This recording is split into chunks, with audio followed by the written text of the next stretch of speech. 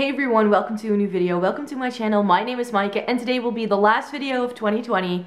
Of course, I'm going to hit you up with my top 10, well, plus one honorable mention, eyeshadow palettes of the year. These are all of the palettes that I've selected from the palettes that I tried this year, so that doesn't necessarily mean that all of these palettes were new in 2020. I'm definitely someone who tries things sometimes a little bit later, so not everything was brand new, but some things were new to the market, and those I also want to chat about. So these are the things that I tried that I fell in love with this year, and I really wanted to keep it nicely curated, so I've got 10 for you here, and let's just get started. So the first eyeshadow palettes I wanted to mention, I lumped these together as one thing for the sake of this video because they are both by Catrice and they're from the same line within Catrice's brand. And it's their Pro Slim eyeshadow palettes. They came out with this pink toned one in the springtime and the reddish toned one in the fall time. And this pink toned one is called the Next Gen Nudes. And I believe when they came out with this one, they also did a warm toned one called something like Earthy Neutrals or something like that. I'm not into the warm tones, so I didn't try that, but this is some of the best eyeshadow quality that Catrice has done till this point, I feel. This is quite powdery, but nothing with too much fallout, very blendable, very easy to build eyeshadows that just don't really take a lot of effort to work with, and I really appreciate it. And I really like this color story because it's very Huda Beauty, new nude kind of vibes, but without the weird glitters and creams and all that.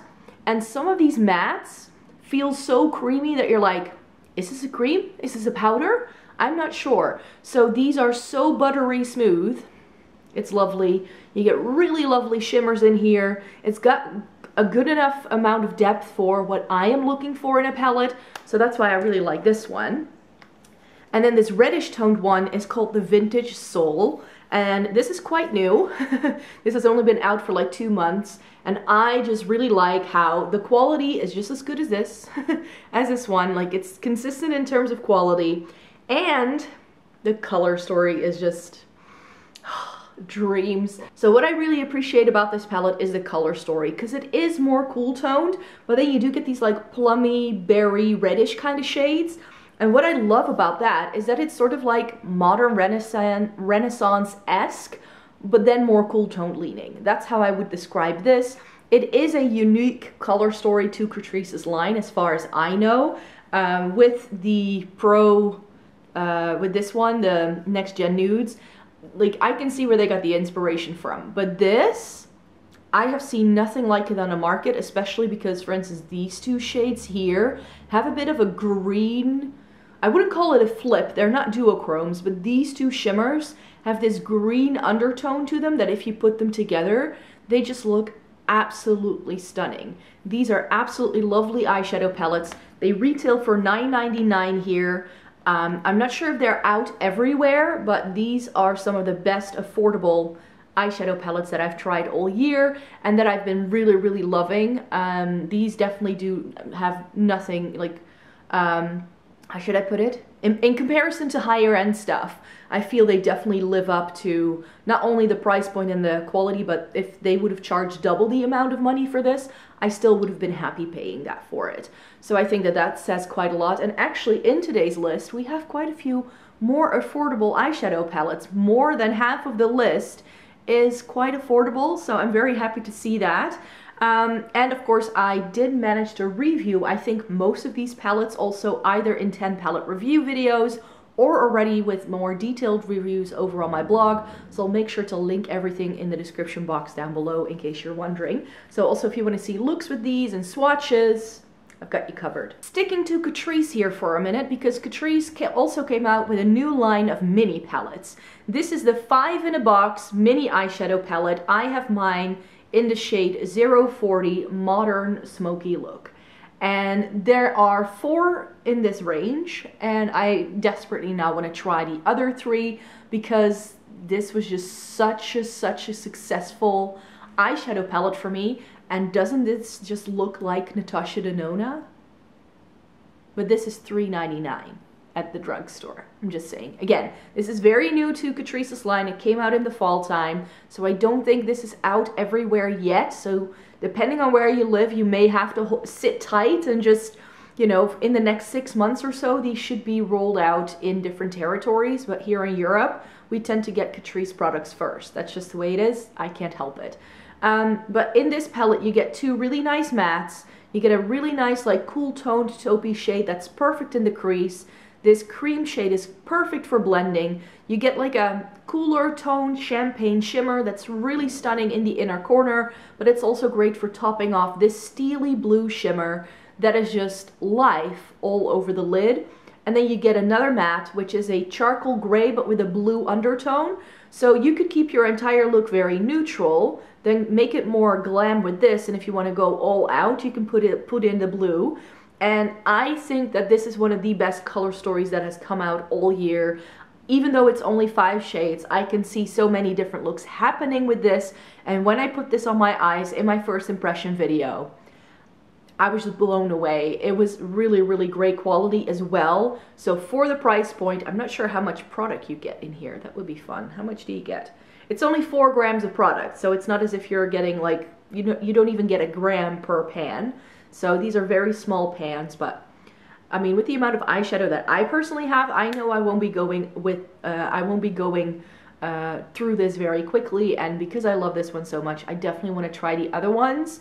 They don't really seem to have any other cooler toned color stories though. They seem to have a rosy toned one, and then one that's more like nude with a golds, and then something that's more warm toned. So nothing that is more in this vein. So but I do really hope that they'll expand this in the wintertime. So when they do their update, I think sometime in February again, I definitely hope they'll do more of these. But yeah, I can't wait to get my hands on the other 3 that they have come out with, because I think I do want to try them. Shall we stick to affordable but also smaller things as well, even though, you know, nothing beats this. Like, I think the only thing I bought this year that's smaller than this are some of those e.l.f. bite-sized palettes.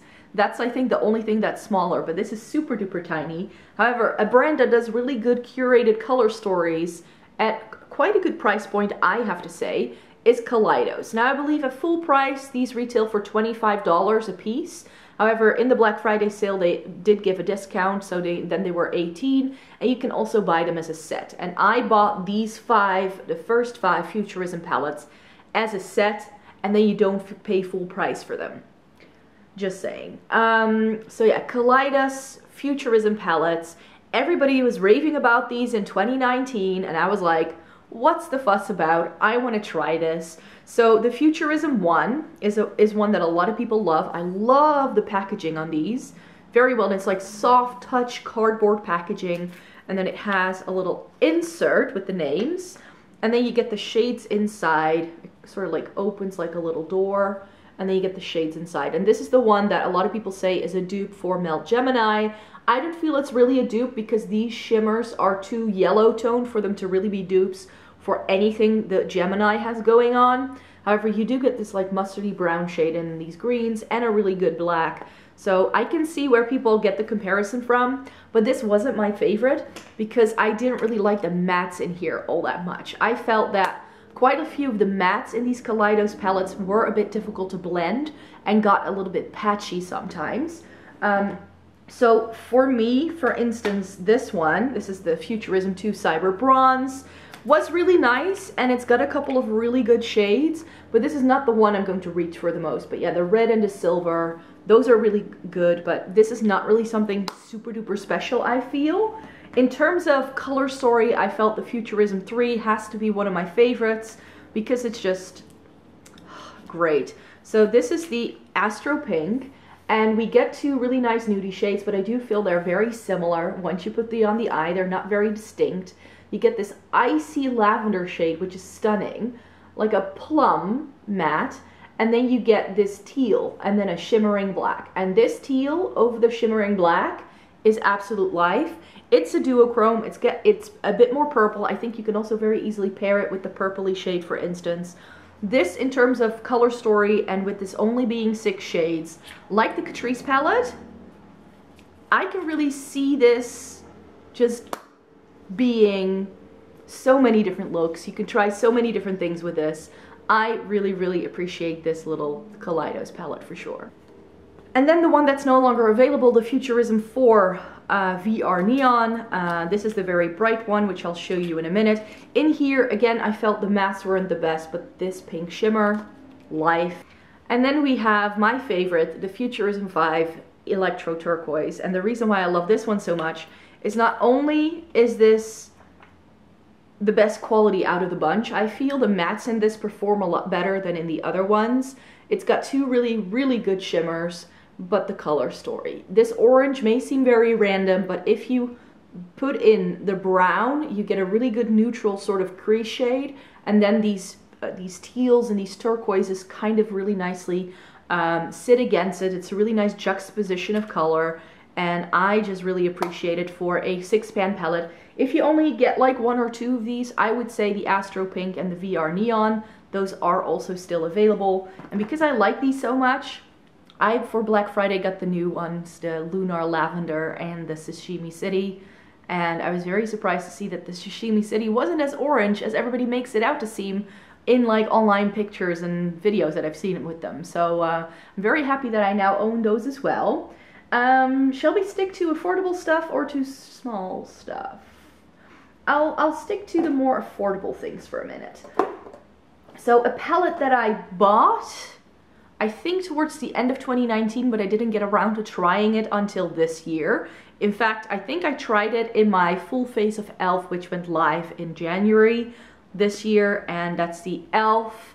Earth and Ocean palette. It finally came to the Netherlands towards the end of 2019. We always get e.l.f. stuff quite late, and yeah, this was great. I absolutely loved this palette. It's got a couple of very unique shades, such as Underwater, which is a great teal, and also this silver called Tundra is absolutely stunning, but also the way these shades play together within their respective parts of the palette is just absolutely lovely.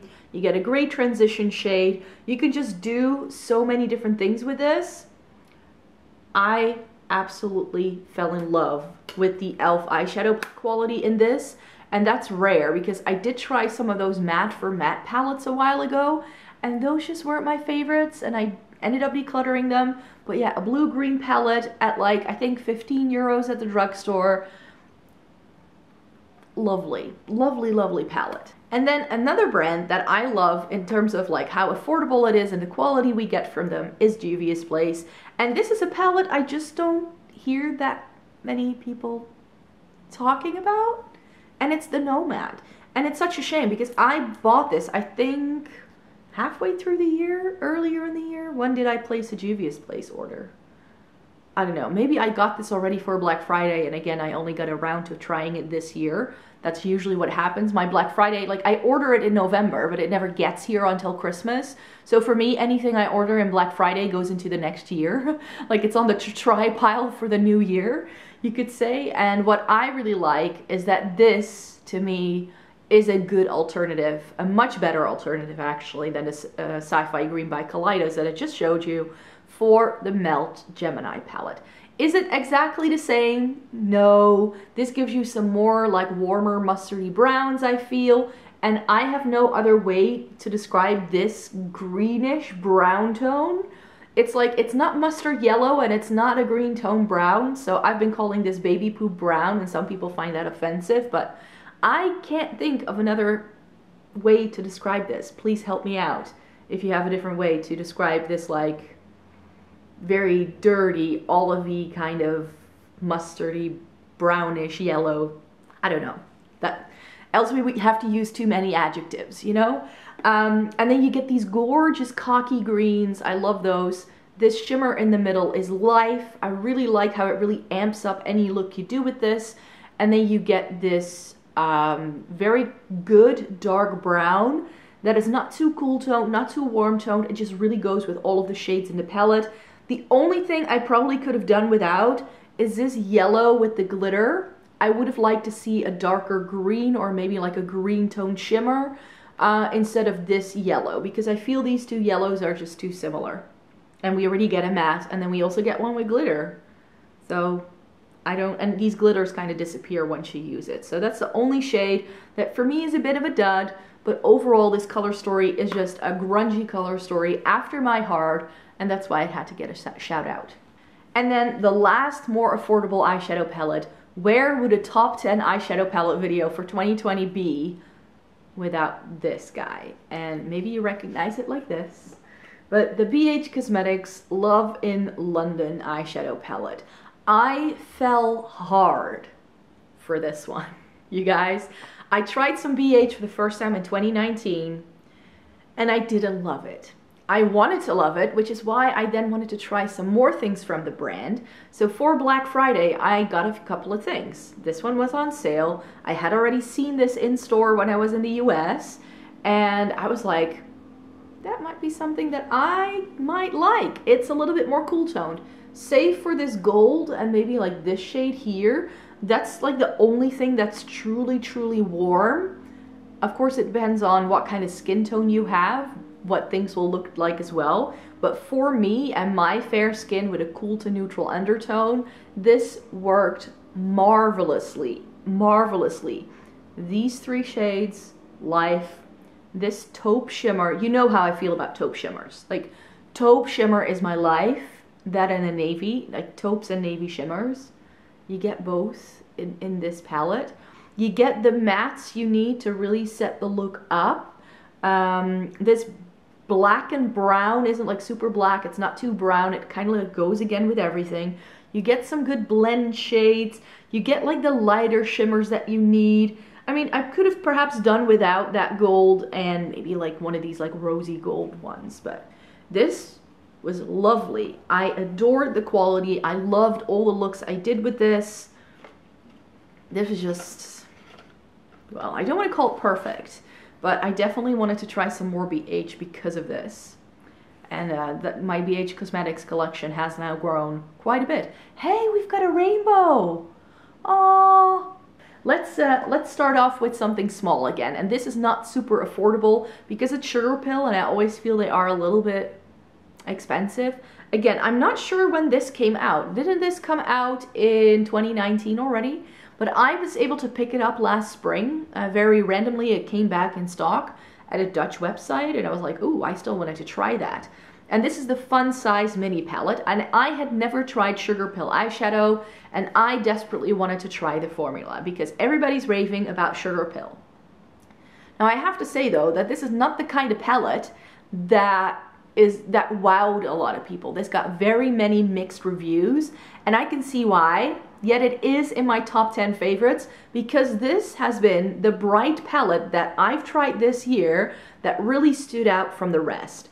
And the reason why I say that is because I felt that these are not the kind of shadows that look good in a finger swatch. These are the kind of shadows that look best when applied to the eyes. They just do.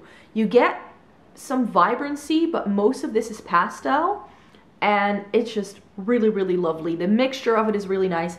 Again, here we do get two shades that are very similar. However, if you put this pink with the purples, it pulls more purple, and if you put this pink with like the red and the yellow, it pulls more warm tones. So they are two pinks, but they have different undertones, I feel. So I can see why they put them in. It's just, for me, one of them, one or the other, probably keeping this one in and then replacing this with something differently, would have been nice. But periwinkle, you know I love a good periwinkle, so that shade I had to have. So yeah, this was absolutely adorable. I loved every look I did with this. Great blendability, and I was able to make these looks, like the colors stand out quite well against my fair skin. So for me, this was lovely. I definitely also fell in love with a new brand this year. Miss Pat McGrath, and I'm holding up the Rose Decadence because this, of all of the Pat McGrath stuff I tried this year, I tried the Divine Rose 2. I finally got around to using the Nocturnal Nirvana quad that I bought last Black Friday, or I think already earlier. I'm not sure when I got it, but I got one of those quads that she did for holiday last year that I tried this year. The Subliminal I've tried, but that's still coming up in a 10 palette review. And I've tried Ritualistic Rose, and I've tried some more, I bought some more of the quads for Black Friday. So I now got a solid Pat McGrath collection, you guys. This is an expensive hobby. But yeah, for me, out of everything that I tried, the Rose Decadence stood out the most. Why did it stood out the most, do you think? Because this is warm tones. And I don't really like warm tones, I've already said it before, but this peachy matte, oh my word, in terms of blendability, in terms of just this shade is life. And what I didn't know, because I couldn't really find really good swatches of this online, but both of these shades have like a plum undertone. So for me, this was just, it worked so well. Is it rose? Nah, it's not as rosy toned as I think the Divine Rose 2 is that I have. But this I loved, and I love it for its little curated 6-band color story for sure. I could have done without the gold. Pat McGrath puts a gold in every single palette, it seems. She must love gold eyeshadow. So for me, this is the one that wowed me. And I know not everybody likes this, so go me. But yeah, for me, this is the standout palette from Pat McGrath that I tried all year. And this palette, like this brand, it by itself was already very much on my radar before 2020, but Lime Crime, and then especially this palette, the Venus XL2, this was, when I tried this, again, like I tend to just like palettes I think that nobody else likes. Because again, this is a palette that just didn't get rave reviews from a lot of people, I think, especially because this packaging promised you perhaps something differently than what you get inside. And what you get inside is mainly cool tones. You get a warm tone here, and you get a warm tone here. Everything else is more cool tone leaning. It also doesn't go very deep. So unless you are fair and you have a cool to neutral undertone, I don't think this palette is going to look great on you. The greens in here are quite ashy. I think if you have a warm undertone, especially if you pull a bit more olive yourself, and something like this sage shade over here, like the packaging is super reflective, I'm terribly sorry, but something like that shade will just, it will just look gray on you, whereas on me, these just stand out and they work really well. I love the shimmers in here. And yeah, because I like my Venus XL and this one so much, I did get some more of those smaller palettes. So again, also my Lime Crime collection grew quite a bit in 2020. But yeah, that's the Venus XL2. I really enjoy the color story in this, and this is, if we're talking neutrals with a twist, this one. And finally, if we're talking neutrals with a twist, we need to discuss the Mercury Retrograde. This palette came out in 2019 for a holiday, and at the time I was like, I don't need this. Because I was like, I don't know what to do with it. And I was like, I think it looks like everything else I already have. And then spring and summer rolled around. And I was like, you know what would be a perfect palette right now? Huda Beauty's Mercury Retrograde. And then I bought it and I tried it and I was like, oh my word, if there is a palette that is great for pale people, it's this one. So you do get a little bit of depth, but not too much, just enough to create some definition and to get some variation out of your looks. You get some warm tones, but the way this palette works for me is if I think of it in like 6, like little groups of 6, like so. And if you do that, you just have 3 stunning looks inside of this palette. The shimmers in here with the pops of teals and the violets is lovely. You get some peachy tones, some rosy tones. This shimmer in the bottom is the most stunning duochrome of life. This doesn't come with flaky, weird, glittery shades and creams and eyeglosses and whatever she insists on putting in these larger palettes. So I do appreciate that as well. And I just found out that this palette works just perfectly on my pale skin. And I need to rave about it for that reason. And then last but not least, honorable mention, because we've already spoken about 10 different palettes, Natasha Denona Glam. The reason why this is an honorable mention is because I haven't put this into any reviews yet. This was on my to try pile for like the end of the year, you could say. So this is still going to make an appearance in an upcoming 10 palette review, which I hope to have up in January 2020, so in the next couple of weeks. I will be updating you more about this, show you swatches, looks that I did with it, etc, etc. And this is the palette that the minute it came out, I knew I had to get it, not only because of like YouTuber reasons, but because I was like,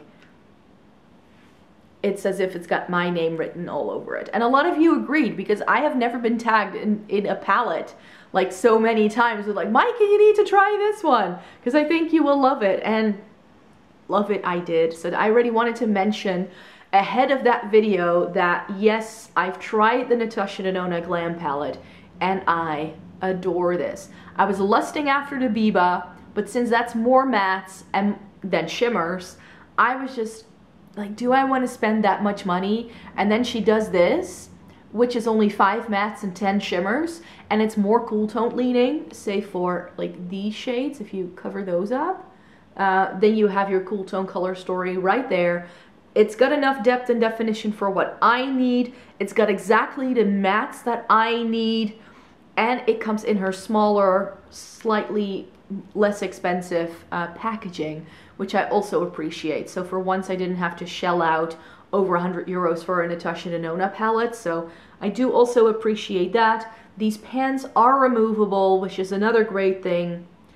I am very much smitten with this, and dare I say it, but I think this is a contender for replacing my Urban Decay Naked 2 as one of my top 3 all-time eyeshadow palettes. Now the only reason why I don't want to take that plunge just yet is because my Urban Decay Naked 2 has been with me for years, so I know exactly what that palette does for me. This I've owned for 3 months.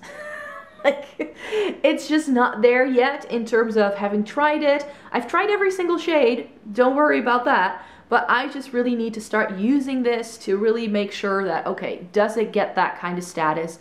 Does it deserve that? So far, formula, looks that I created, I am so happy with this one that I had to give it an honorable mention in this video today. So there you have it. Those were my picks when it came to eyeshadow palettes that I've tried in 2020 that just worked really well for me personally. I know these may not be your favorites. Maybe they are your favorites. Maybe you tried completely different things. Who knows? So let me know in a comment down below what your favorite palette was of the year. I would love to know. And yeah, stay tuned because I will be back with new videos very soon. Starting next Sunday, I will go back to my usual schedule of 3 videos a week. So I hope you would like to subscribe and that you'll join me in the new year for lots more beauty content that will be coming your way. Oh, and I'm going to do a little bit more. I'm going to try my best to do more fashion content for those of you who would like to watch that too. So stay tuned for that. Bye for now. Bye bye.